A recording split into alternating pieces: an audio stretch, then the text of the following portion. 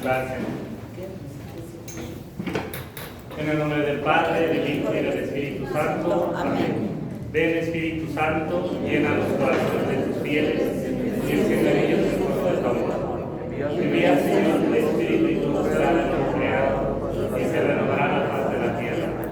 Oh Dios, que has instruido y iluminado los corazones de tus fieles con la luz del Espíritu Santo, haz que este mismo Espíritu nos haga gozar y amar el bien y siempre nos llene de sus gozos y consuelos divinos. Por Jesucristo nuestro Señor. Amén, amén, amén. Espíritu Santo, fuente de luz. San Juan Bosco. En el nombre del Padre, del Hijo y del Espíritu Santo. Amén. Gusta tomar asiento. Bueno, antes de iniciar con la clase del día de hoy, hacer un poquito un repaso de la semana pasada. Recordar que vimos, o bueno, la antepasada más bien, vieron, aquí la madre les estuvo dando la clase sobre el autor del Evangelio de San Juan. Y ahí ya ustedes estuvieron viendo cómo realmente se podría decir que el autor pues viene a ser una escuela juánica, no tanto el apóstol en específico. Sí hace referencia al apóstol San Juan, pero pues hay muchos datos que nos dicen que fue todavía hecho con mayor elaboración, mayor reflexión. Por ahí se menciona dentro de los exégetas Juan el Anciano, no sé si lo llegaron a ver así, que era como por decirlo como un secretario dentro de la misma comunidad de San Juan, y que justamente él viene a ser como también el que va a redactar tanto el Evangelio como algunas de las cartas, porque si vemos el lenguaje, si vemos el contenido, ya de por sí la teología que maneja la comunidad pues es distinta, pero ya lo que es la personalidad y el hecho de que se esté mencionando como el discípulo amado y no tanto por el nombre propio, pues hace referencia más como a un tercero, no tal cual el Juan el discípulo de, pues a veces sí aparece Yopa, pero cuando hace referencia al discípulo amado, pues ¿por qué no haber puesto yo Juan o simplemente Juan, sino haciendo referencia a ese aprecio, ese amor, pero de un tercero, no del que escribe, sino de otro? Entonces, pues, sí vemos que es una compilación, pues, de varios años, porque ya lo dejamos datado a finales del siglo I, principios del siglo II.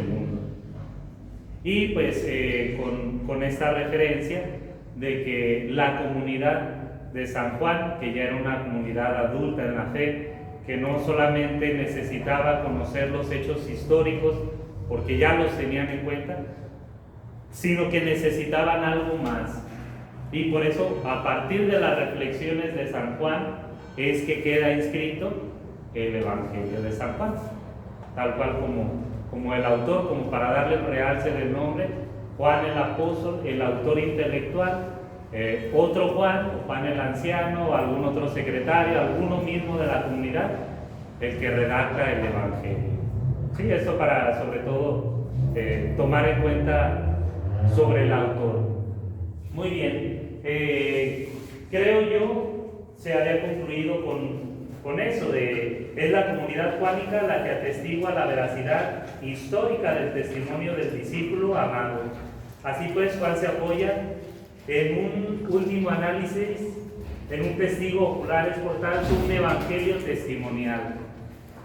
Y eso es con lo que vamos a empezar el día de hoy. Juan, un evangelio testimonial.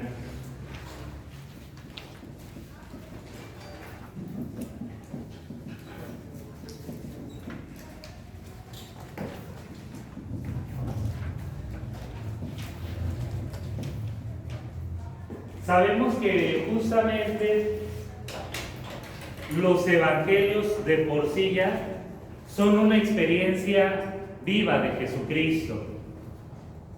Nos están dando el testimonio de una vivencia. Dos de ellos lo que va a ser Mateo y Juan, sí podemos hablar de un testimonio que vieron, un testimonio que ahora sí estuvieron mano a mano, codo a codo ahí con nuestro Señor Jesucristo. Marcos y Lucas, pues no podríamos decir de la misma manera que los apóstoles, sino ya un poco a lo mejor hay algo de convivencia, algo de referencia, pero no como lo serían Juan y Mateo. Y en este caso, el mismo evangelio de por sí, en su estructura, es testimonio. Pero el evangelio, si se fijan, de San Juan, va a iniciar con el testimonio de una persona y termina con el testimonio. La primera conclusión que da el evangelio de San Juan nos llega a decir por ahí en el capítulo 20, no recuerdo bien el versículo siguiente, no, en ese no. Ah, sí. En el versículo 8, más o menos que era ahí, pero no era el que yo quería. Pero en el capítulo 20, recordemos cómo San Juan llega a concluir, dice, todo esto y mucho más se ha escrito, incluso si se llegara a escribir todo lo que hizo nuestro Señor Jesucristo, como que no cabría. Y Juan está dando un testimonio, es decir, yo soy testigo de lo que sucedió en Jesucristo. Esa es como una primera conclusión del Evangelio de San Juan. Pero al inicio nos habla de un testimonio que viene a ser de Juan, pero no Juan el apóstol, sino Juan el Bautista.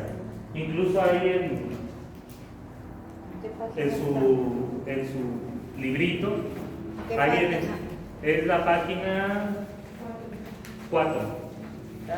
Dice, Juan fue el primero discípulo de Juan el Bautista. Ahorita lo vamos a ver con el mayor detenimiento.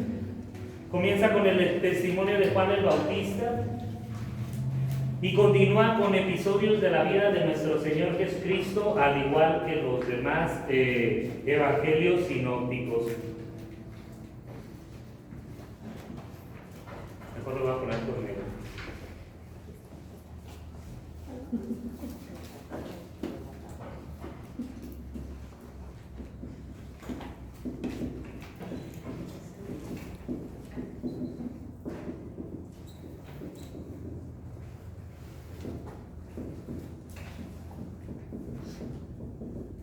Este sí lo tienen ahí anotado en su librito. Sí. El Evangelio de Juan va a comenzar con el testimonio del Bautista. Va a continuar con episodios de la vida de Jesús. Igual a los sinópticos. Es decir, viene a ser también un testimonio de aquellos que han visto, que lo han experimentado. Y aunque sean distintas las estructuras, al menos siempre lo que nos van a hablar es de la pasión, muerte y resurrección de nuestro Señor Jesucristo. Y ya vamos a ver que también se va a distinguir en algunos signos.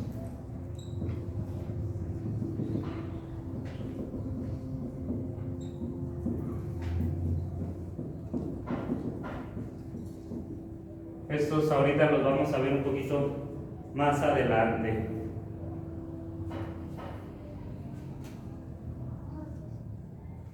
Cuando hablamos del testimonio del Bautista, hay que recordar justamente que él en sí vino a hacer un gran prodigio dentro del pueblo de Israel. Recordemos que en las divisiones que se hace de la historia de Israel, viene antes de Jesucristo y antes de Juan el Bautista, había un periodo más o menos de unos 300 años donde no hubo ningún profeta, que los biblistas llegan a mencionarlo, los exégetas, como el silencio de Yahvé. 300 años sin ningún profeta, sin nadie que hablara a nombre de Yahvé, sin nadie que en ese sentido estuviera como remarcando las líneas, las pautas a seguir. Es cuando ya el pueblo judío decía, no, pues Dios se ha olvidado de nosotros. Dios ya nos abandonó totalmente. Y cuando surge, porque primero surge pues este bautista, el Juan Bautista, cuando surge, recordemos lo que nos narra el Evangelio de Lucas, que empieza con todo el anuncio del ángel, pero a Zacarías, para crear el precursor. Surge un gran profeta y ya los signos son muy visibles. Unos ancianos que van a tener un hijo. Todos se quedaron así de, ¿cómo va a ser posible eso? Es muy significativo porque Zacarías pertenecía a los sacerdotes y en el cumplimiento de su deber quedó mudo. El ángel lo enmudece. Entonces desde ahí muchos signos, ya la gente decía, ¿qué va a hacer de este niño? Cuando le quería poner Zacarías a Juan, y que dice su madre dice, no, Juan es un hombre, no, le vamos a poner Zacarías. Le da la tablita a Zacarías, y ya Zacarías, cuando escribe Juan es un hombre, se le suelta otra vez el habla, y todos se quedaron admirados. La misma formación que va llevando Juan el Bautista, pues viene a ser, ahora sí que es muy impactante. Y en cuanto empieza la predicación de Juan, todos creyeron que él era el Mesías. Por eso el testimonio del Bautista de San Juan es muy importante. Pero aún así, a pesar de ello, el mismo San Juan lo llega a proclamar: yo no soy el Mesías. Y incluso recordemos aquella profecía que toma: yo soy la voz que clama en el desierto, aquel que debe de preparar el camino para que llegue al Señor. En el Evangelio de San Juan, por ahí en el capítulo 1, versículo 8, dice: Juan no era la luz, sino testigo de la luz. San Juan tuvo muy presente lo que era su misión y la cumplió fielmente. Y el testimonio que dio, pues ahora sí que fue contundente. Voy a ahorita estar poniendo más bien Bautista para no confundirlo con Juan el Evangelista, y que después vaya a haber problema. O Juan B, que es Juan Bautista. No era la luz, sino testigo.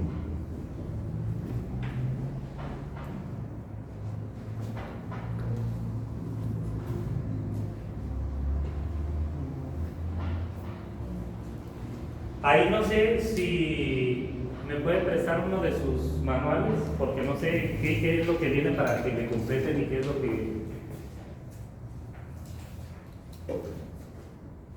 no, está bien.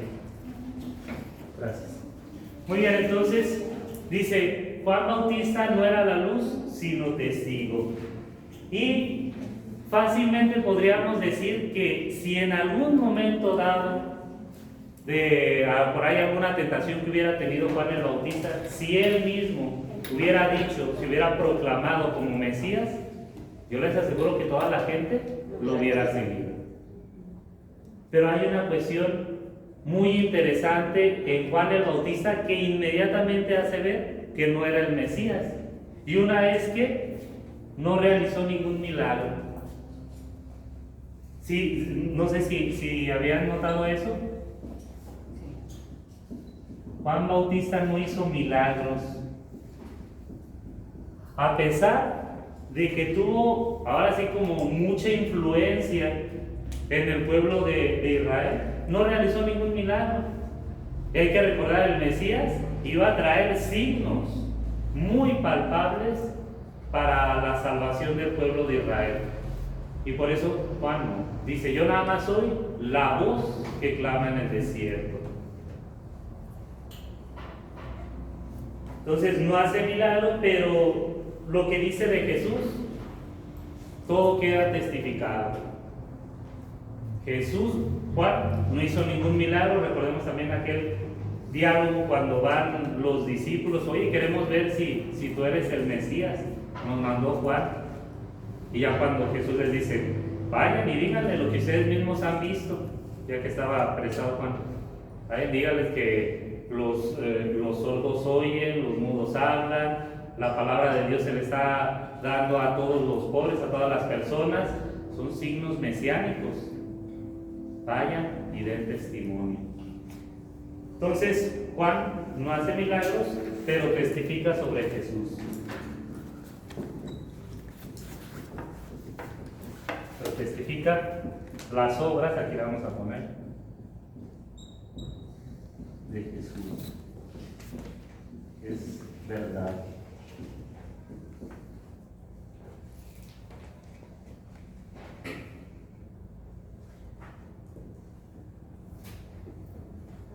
Dice también ahí en su librito, en su manual, Juan, uno de los 12, siguió a Jesús en todo su ministerio hasta el pie de la cruz, en donde Jesús le entregó a su madre. Ahí viene un texto bíblico, lo pueden si quieren ir buscando, y si no ahorita, sí, lo buscan para que lo transcriban. Ahora, Juan el Bautista, recordemos, ¿dónde estaba asentado Juan el Bautista? ¿En dónde? En el desierto. En el desierto, pero había un lugar muy específico. En el río Jordán. Exactamente. En el Jordán, ahí era donde habitaba Juan, que era parte del desierto, pero tal cual la Sagrada Escritura no nos dice específicamente en qué parte del río Jordán, porque el río Jordán pues va de una parte muy alta, casi de lo que es del mar de Galilea, todo hacia abajo, casi hasta el mar Muerto. Entonces, pues uno ve toda esa extensión y dice, pues, ¿en qué parte? Porque pues ahí hay muchos lugares. Por eso en Tierra Santa, pues hay unos que dicen, aquí es donde bautizaba Juan. Y los otros dicen, no, aquí bautizaba. Otros, no, acá bautizaba, acá. No sabemos en qué punto específicamente, pero sabemos que estaba ahí en el río Jordán. Estaba en parte del desierto y ahí es donde inició su ministerio.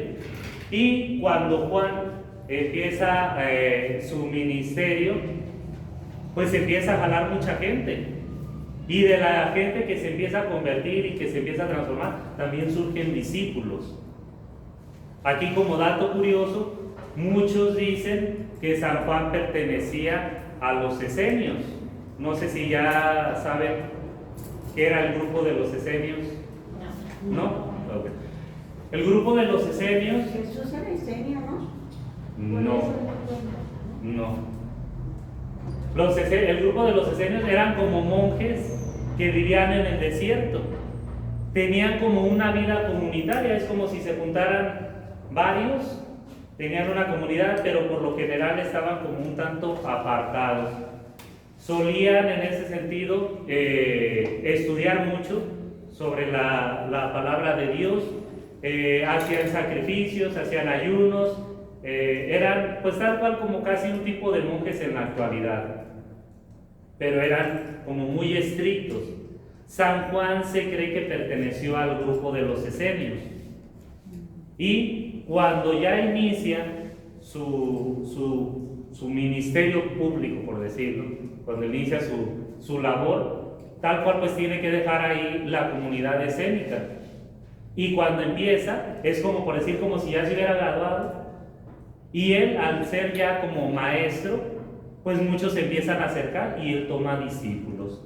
Y de los discípulos de Juan el Bautista, recordemos que habían unos apóstoles. ¿Recuerdan aquel pasaje de que iba Jesús pasando y que les dice Juan el Bautista a sus discípulos: miren, Él es el Cordero de Dios, el que quita los pecados del mundo? Y de esos 12 fueron, y de entre ellos dos, uno era Juan el Evangelista. Entonces ahí vemos cómo Juan, el discípulo amado, ya tenía en ese sentido, por decirlo, una formación, ya estaba como encaminado a lo que era la llegada del reino, ya estaba encaminado a la preparación del Mesías. Y por eso en cuanto el bautista lo proclama el Cordero de Dios, pues él se va. Y no es así como de, no, espérate, tú eres mi discípulo, ¿no? De ser por ese el bautista, pues mejor que se vayan todos.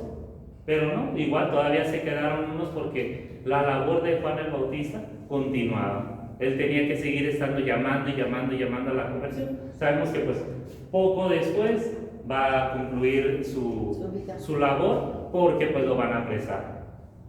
Pero si no, hubiera continuado, pero pues al menos cumplió muy bien con su misión. Pero de los discípulos del Bautista sale Juan, el discípulo amado.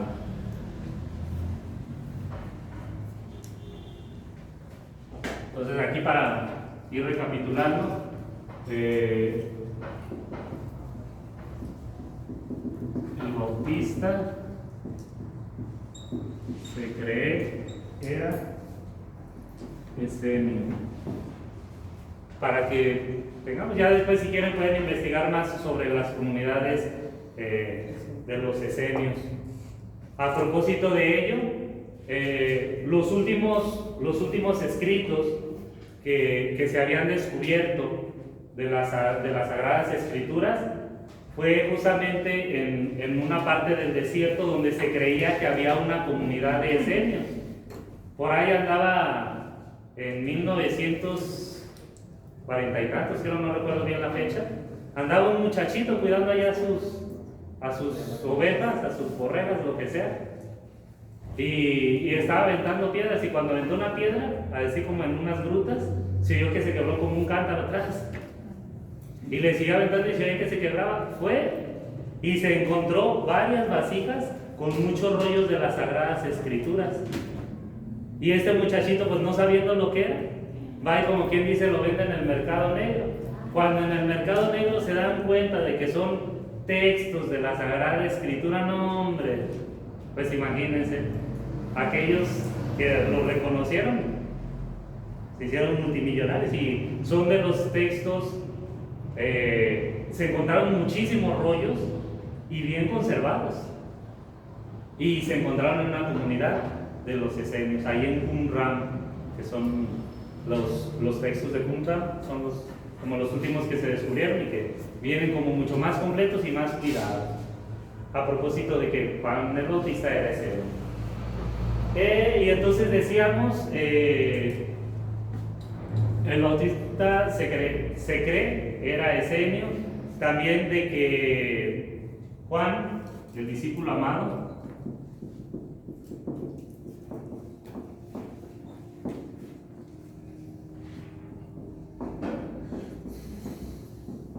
era discípulo del Bautista.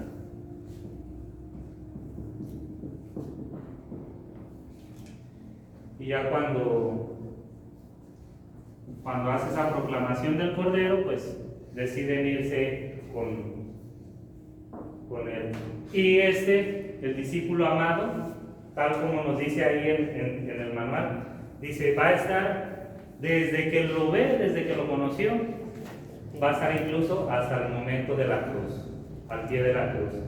Ahí ya ustedes, en el capítulo 19, versículos 26 y 27 dice, al ver a la madre y cerca de ello al discípulo a quien él amaba, Jesús le dijo, mujer, aquí tienes a tu hijo.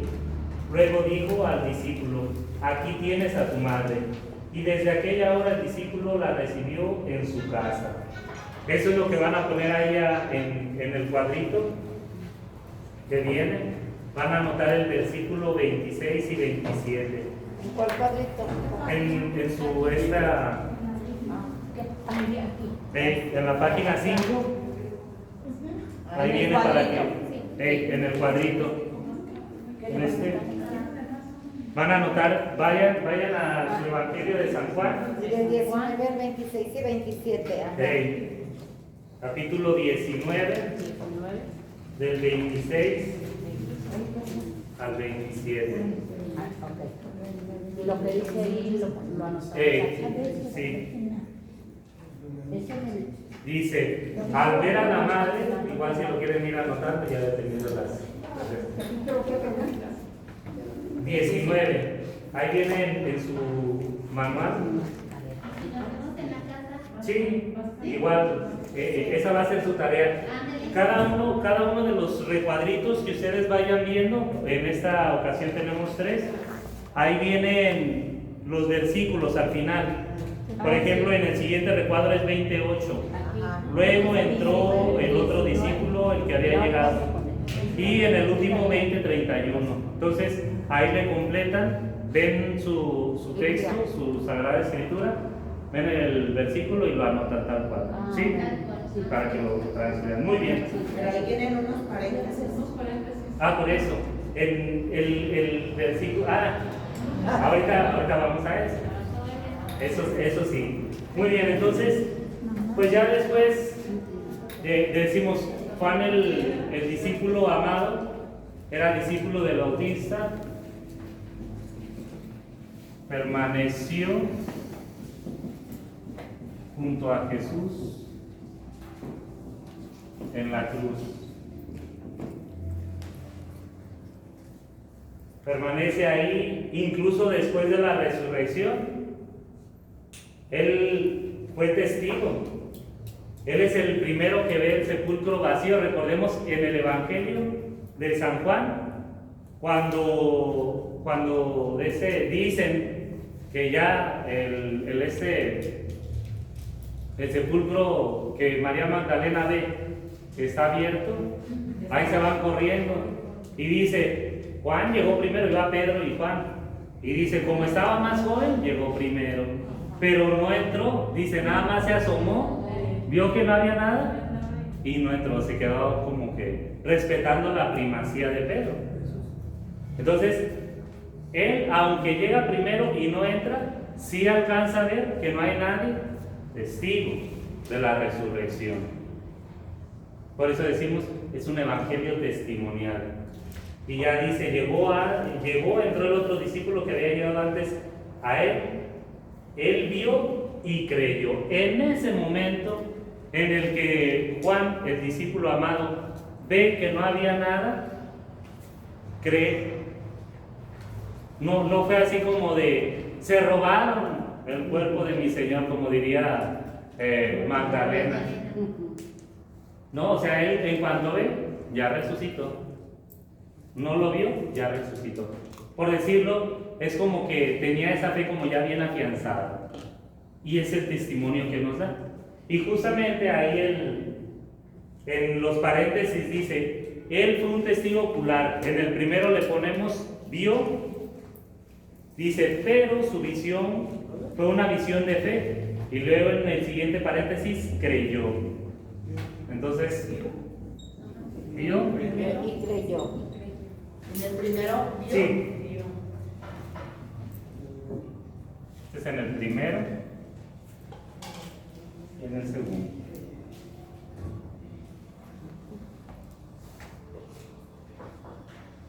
Entonces, el testimonio de San Juan se va a resumir, por decirlo, en eso: ver y creer. Cuando lo presenta el Bautista, él lo ve y cree que es el Mesías. Le cree en cierta manera al Bautista y dice, me voy. Cuando está, muchos pasajes nos hablan de cómo, pues por algo era el discípulo amado, ¿no? Tenía ya una formación previa y tenía como ese amor hacia Jesucristo. Entonces, simplemente con ver, cree. Y dice luego, el testigo invita a todos a participar de una misma experiencia de fe, que es el capítulo 20:31. Dice, estos han sido escritos para que ustedes crean que Jesús es el Mesías, el Hijo de Dios, y creyendo tengan vida en su nombre. Es decir, la experiencia que el discípulo amado tiene es la que quiere que su comunidad viva, o que cualquier cristiano que lea el Evangelio la viva, que veas los testimonios, que veas los signos de Jesús y que creas, para que creyendo en Él tengas vida.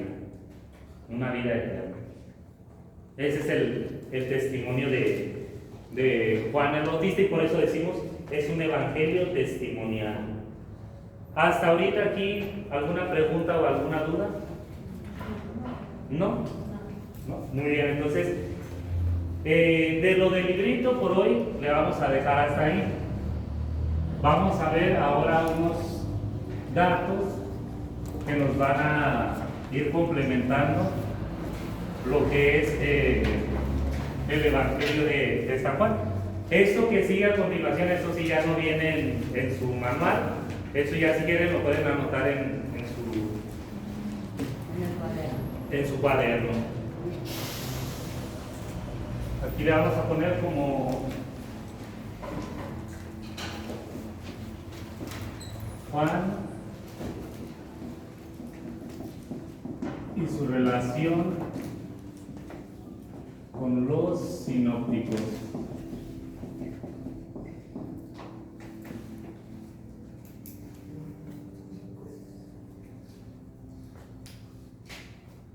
Ahorita ya decíamos que todos los evangelios vienen a ser pues un testimonio de las personas y dirigido a algún público en especial. En el caso de Juan, pues vamos a ver que pues casi como quien dice no va a tomar ninguna referencia con los sinópticos. Juan no nos va a mencionar incluso nada de la infancia de Jesús. El Evangelio de Marcos tampoco, pero sabemos que el Evangelio de Marcos pues fue así como el primero, un poquito más a quemarropa. Entonces, y no era la finalidad explicar la infancia de Jesús, pero San Juan, que es el último que se escribe, de todas maneras no pone como esos datos, ni la infancia ni otros relatos. Juan no toma la infancia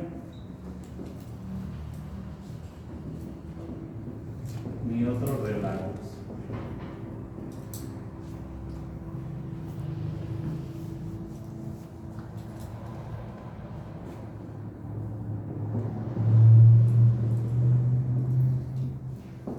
Ahorita vamos a ver cuáles son los textos que sí aparecen en San Juan y en algunos otros evangelios, pero que a pesar de que aparecen en el Evangelio de San Juan, va a ser como muy distinto a los demás evangelios. Por ejemplo, un texto que aparece en todos, pues el bautismo. Otro, los vendedores en el templo.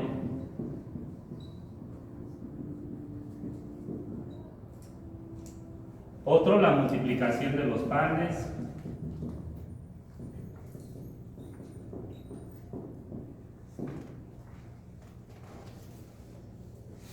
La marcha sobre el agua.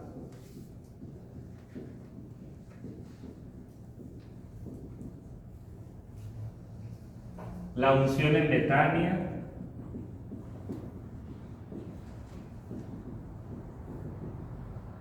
Y aquí nuevamente recordar lo que una vez, lo que una vez vimos, no me acuerdo si fue en el curso pasado o antepasado. No es lo mismo la unción en Betania que la unción en la casa de Simón el fariseo, cuando llega la pecadora y empieza a llorar y le está enjugando ahí los pies, que son unciones distintas, porque luego las solemos confundir. La unción en Betania la hace María de Betania, tampoco es María Magdalena, porque luego hacemos la revoltura ahí de mujeres. ¿Es la que le puso los perfumes? Que es cuando Jesús dice, esto lo tenía guardado para mi sepultura, que también empieza a renegar Judas, que dice, uy, esto se hubiera vendido mejor, con eso sacamos un dinerito, 200 denarios mínimo, y dice, no, esto a los pobres siempre lo tendrán, pero a mí esto lo tenía preparado para un momento especial, y es una preparación para la muerte de Jesucristo. No hay contrición de los pecados como lo fue la pecadora. Está también la entrada en Jerusalén.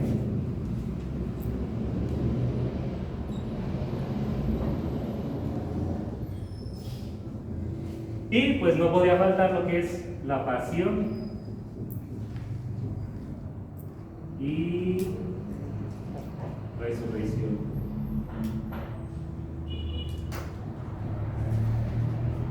De todo lo que viene en los evangelios, nada más esto es lo único que se repite en el Evangelio de San Juan.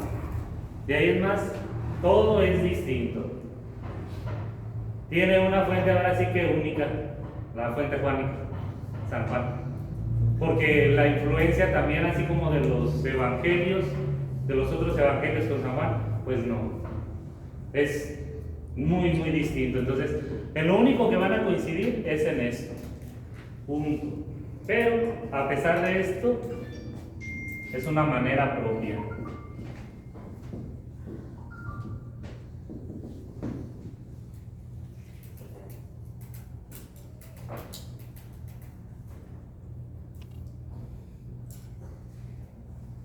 Incluso vamos a ver que, por ejemplo, en todos los evangelios sinópticos, más o menos aparecen unos 29 milagros. Y de esos 29 milagros o signos, San Juan nada más va a tomar 2. Incluso San Juan no pone muchísimos milagros. San Juan sabe hacer una elección. Él toma algunos milagros en específico y los va a utilizar precisamente para dar una gran enseñanza. Y de hecho, de los que va a utilizar, pues son 6 que son propios de San Juan, que ahorita, ya que terminen eso, pues, si quieren... Estos están en los de quién más. Estos se repiten con los de quién más. Con algunos. Como por ejemplo, el bautismo sí aparece en los 4. Los vendedores, no me recuerdo si también aparecen los 4. La multiplicación sí aparece en los 4. La marcha del agua sí. Unción en Betania creo que no aparecen todos. Entrada en Jerusalén sí. Pasión y resurrección sí. Si acaso la unción en Betania, por ahí algunos evangelistas incluso la llegan a cambiar, y por eso a veces es la confusión entre esta y entre la de la mujer pecadora en la casa de Simón el fariseo. Bueno, entonces antes el correo.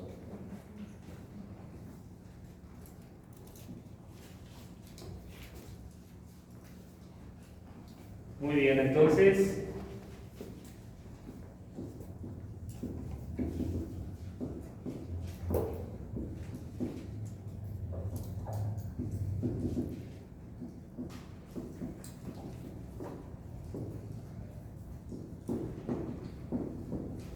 de los 29 milagros que aparecen en los sinópticos, solo toma 2. Esto, si quieren, lo voy a borrar. Tómenle foto y ya, si quieren, después la pasan o ahí se lo piden a otros de sus compañeros. Sirve de que conviven más y se invitan el cafecito. Que ya se ponen allá a comentar, a leer la Biblia. Ahorita que estamos en el mes de la Biblia. Muy bien, entonces decíamos que aparte tiene 6 signos propios.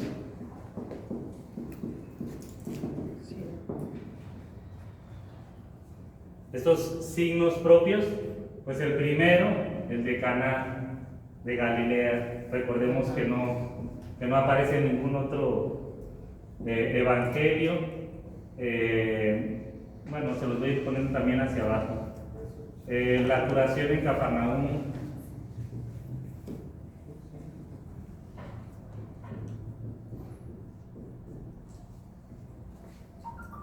El paralítico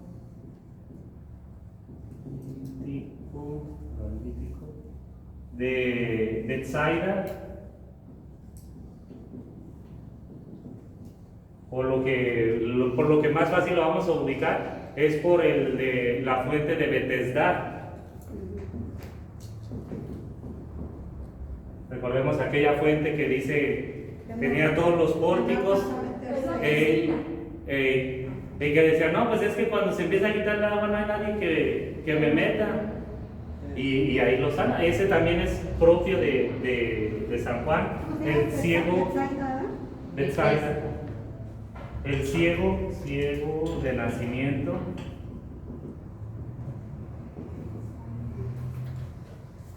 Y luego la resurrección de Lázaro.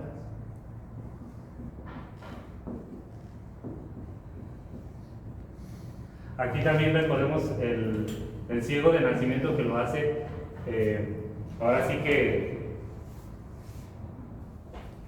lo hace tal cual enfrente de la gente, que ahora sí que estaba como muy incisiva y en contra de Jesús. Es casi como de los milagros que hacen que ya tal cual se vayan en contra de él. Resurrección de Lázaro, que también, ahora sí que dentro de sus mejores amigos, y los demás no lo mencionan, es un hecho como muy importante. La pesca milagrosa también.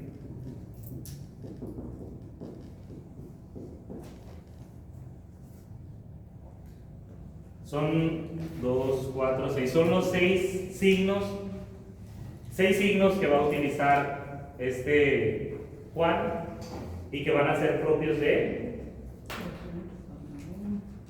Y todos estos va a ser para una enseñanza.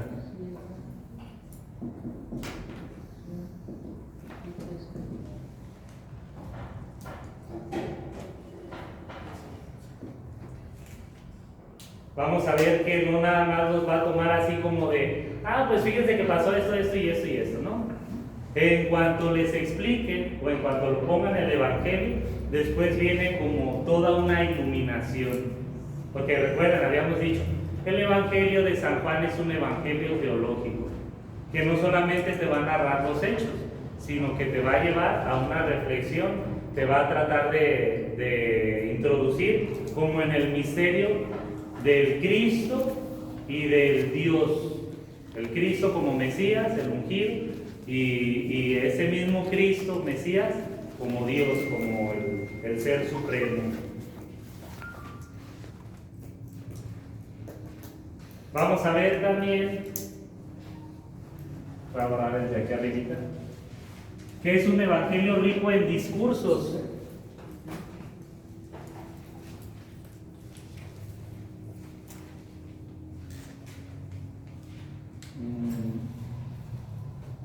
Me voy a poner así como lenguaje de Jesús.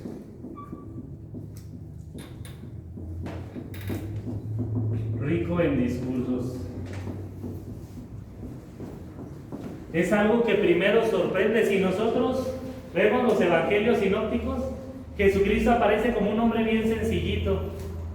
Cuando dice las parábolas, cuando habla con las personas, así muy sencillo. Y cuando escuchamos a Jesús en el Evangelio de San Juan, decimos, no hombre, ese era de los sabios, ese era como un filósofo, como una persona muy elevada, como que casi nadie le entendía.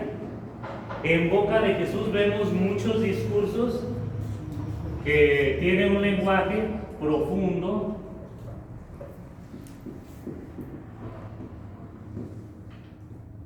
reflexivo,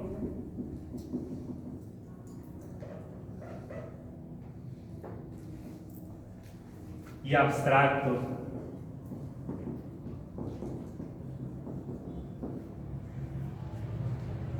Así van a ser los discursos de Jesús, así va a ser como su manera de predicar, profundo, reflexivo y abstracto. No quiere decir que Jesucristo hablaba así, pero San Juan en el Evangelio sí nos pone como si Jesucristo hablara de esa manera, pero sabemos que esa profundidad, esa reflexión y los términos abstractos, como que casi no los entienden, pues viene propiamente de la reflexión de San Juan, de su comunidad.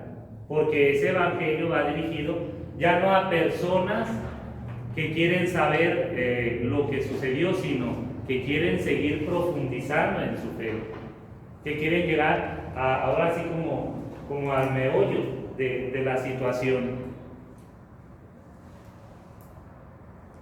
Y sí, tal cual vemos la figura de un Jesús teólogo.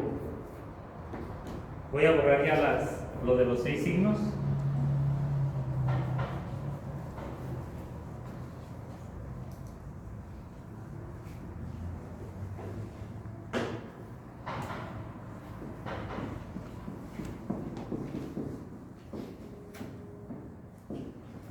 un Jesús teólogo. En el Evangelio de San Juan, que no se centra en la actividad, sino en el mensaje.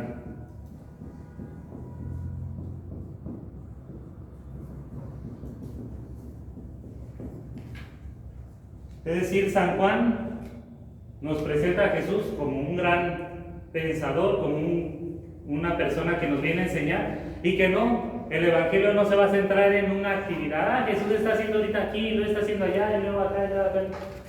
No se centra tanto en eso, sino en lo que va a ser el mensaje, porque incluso el mensaje va a ser mucho más extenso que a veces lo mismo del milagro. ¿Alguna duda sobre eso? ¿Algún comentario? ¿No?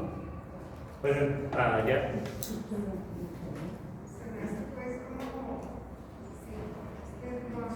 Un poquito más fuerte porque casi no le...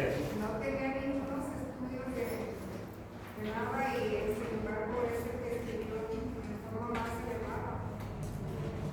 Pues no.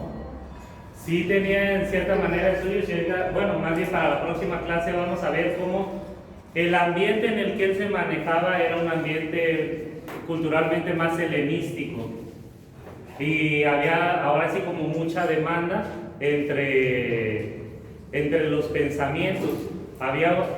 Vamos a verlo, hay una corriente que es el gnosticismo, que ya en ese tiempo va a estar mucho como en boga. Y San Juan, o sea, conocía muy bien eso y por eso para poder combatirlo utiliza ciertos términos que en ese tiempo, de acuerdo a la cultura helenística, se usaban. Entonces, ignorante no era. A lo mejor pues un gran doctor pues tampoco lo era como otros, pero de que tenía una preparación y tuvo el contexto, lo tuvo. Lucas era el doctor, ¿verdad? Muy bien. Si gustan, nos ponemos de pie para finalizar. En el nombre del Padre, del Hijo y del Espíritu Santo. Amén. Dios te salve María, llena eres de gracia, el Señor es contigo. Bendita eres entre todas las mujeres y bendito es el fruto de tu vientre, Jesús. Santa María, Madre de Dios y Madre nuestra, ruega por nosotros los pecadores, ahora y en la hora de nuestra muerte. Amén. San Juan Evangelista, ruega por nosotros. El Señor esté con ustedes. Con tu espíritu. La bendición de Dios Todopoderoso, Padre, Hijo y Espíritu Santo, descienda sobre ustedes y permanezca para siempre. Amén. Que pasen buenas noches. Gracias, Padre.